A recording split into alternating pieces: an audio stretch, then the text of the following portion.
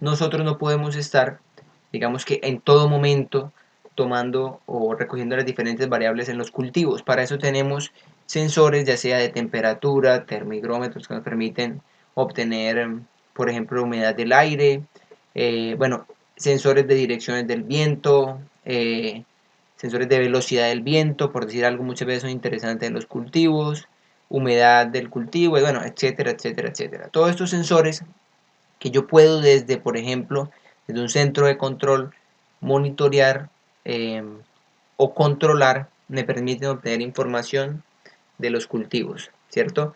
Y son considerados también remotos, porque sencillamente yo no puedo estar en todo momento revisando qué pasa digamos, con las diferentes áreas del cultivo. Eh, Luego, por ejemplo, en defensa, agencias de inteligencia, pues obviamente tenemos ahí bastantes aplicaciones. Bueno, y ahí agricultura otra vez. ¿Listo?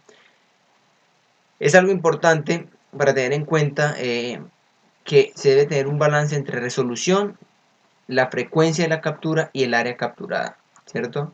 Si yo quiero mucha resolución, así pensemos en el raster, si yo quiero mucha resolución, mucha frecuencia de captura y mucha área capturada, ¿qué va a pasar? Me va a costar. Me va a costar, en primer lugar, me va a costar mucho y en segundo lugar, va a tener un costo también en términos de almacenamiento.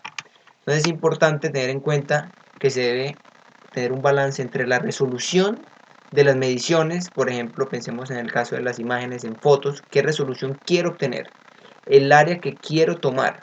Entonces, no sé, el área son, por ejemplo, 100 kilómetros, 1000 kilómetros, 10.000 kilómetros. Entonces, toda esa área, al yo mantener la resolución constante, es muy probable que a medida que yo voy aumentando la hora y aumentando el área, la resolución va a aumentar de forma cuadrática, es decir, se va casi que a multiplicar y multiplicar y multiplicar cada vez más al yo aumentar el área.